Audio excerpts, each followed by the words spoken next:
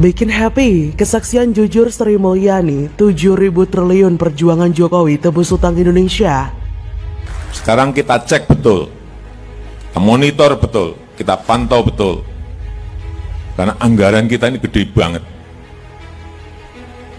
Besar sekali. APBN, APBD, kemudian anggaran di BUMN, besar sekali. Even Jerman, itu semuanya sudah di atas 60, bahkan ada yang di atas 100%.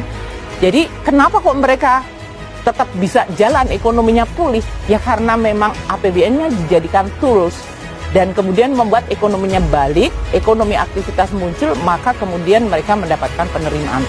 Satu hal lagi untuk hal ini, dunia semua menteri keuangan ini sekarang semuanya juga harus menyehatkan APBN-nya karena kerja keras.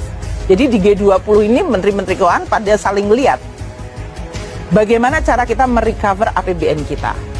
Makanya ada Global Taxation Agreement, karena mereka tahu tax itu bisa evade, bisa mereka menghindari dari satu jurisdiksi. Amerika saja merasakan gitu. Kabar baik sedang menyelimuti Indonesia.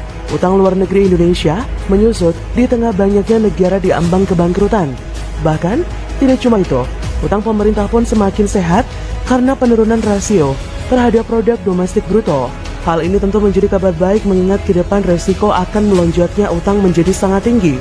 Rasio utang terhadap PDB saat ini adalah 39% dengan nominal utang mencapai 7.040,32 triliun rupiah.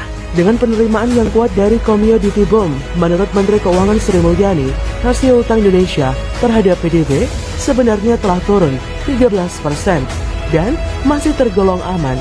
Hal itu berbeda dengan negara-negara lain. Pandemi COVID yang sudah memasuki tahun ketiga, tapi masih banyak negara yang mengalami defisit sangat dalam. Beberapa negara menurut Sri Mulyani rasio utangnya sudah di atas 60%, bahkan ada yang 80%, bahkan 100% terhadap PDB. Jadi kata Sri Mulyani, mereka sekarang memiliki rasio utang terhadap PDB yang lebih dramatis. Dan untuk negara yang berpenghasilan rendah dan rentan situasinya menjadi tidak berkelanjutan. Kondisi ini bermuara terhadap peningkatan utang publik untuk negaranya. Oleh karena itu dalam kepemimpinan Indonesia dalam presidensi G20 berupaya untuk menyingkronkan kerangka kebijakan dan diskusi bersama dengan negara G20 untuk mencari solusi untuk negara berpenghasilan rendah yang tengah terlilit utang.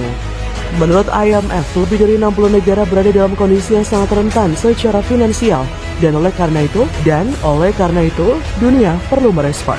Di sisi lain, Wapres Ma'ruf Amin menegaskan utang Indonesia sudah diperhitungkan dan tidak merusak kedaulatan negara. Bahkan kata Wapres, tidak ada negara di dunia yang tidak berutang. Bahkan Amerika yang menjadi salah satu negara kuat juga mempunyai utang. Wapres pun mengungkapkan bahwa dalam hubungan antar negara, memberikan bantuan utang adalah wajar.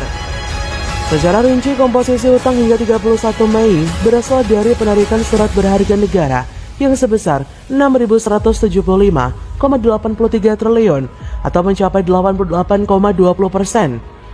Dalam bentuk rupiah domestik sebesar 4.934,56 triliun yang berasal dari penerbitan surat utang negara sebesar 4.055,03 triliun dan surat berharga syariah negara 879,53 triliun. Selain itu, kepemilikan SBN tradable oleh investor asing terus menurun sejak 2019 yang mencapai 38,57% hingga akhir 2021 yang mencapai 19,05% dan per 7 Juni 2022 mencapai 16,74%.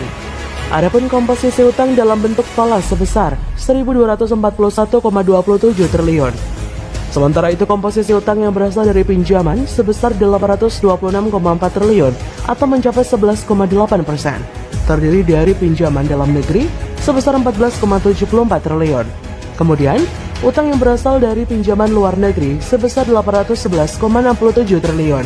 Terdiri dari pinjaman bilateral, multilateral, dan commercial banks. Kementerian Keuangan mengklaim portofolio utang dijaga agar terus optimal, sehingga peningkatan utang pun telah diperhitungkan secara matang demi mendapat resiko dan biaya yang paling efisien. Dari segi jatuh tempo, Kemenke menyebut komposisi utang pemerintah dikelola dengan mempertimbangkan kemampuan bayar dan kapasitas fiskal. Menurut Bank Indonesia, struktur utang luar negeri atau ULN Indonesia tetaplah sehat, didukung oleh penerapan prinsip kehati-hatian dalam pengelolaannya. Bank Indonesia dan pemerintah terus memperkuat koordinasi dalam pemantauan perkembangan ULN dan didukung oleh penerapan prinsip kehati-hatian dalam pengelolaannya. Peran ULN juga akan terus dioptimalkan dalam menopang pembiayaan pembangunan dan mendorong pemulihan ekonomi nasional dengan meminimalisasi resiko yang dapat mempengaruhi stabilitas perekonomian. Bagaimana menurut Anda?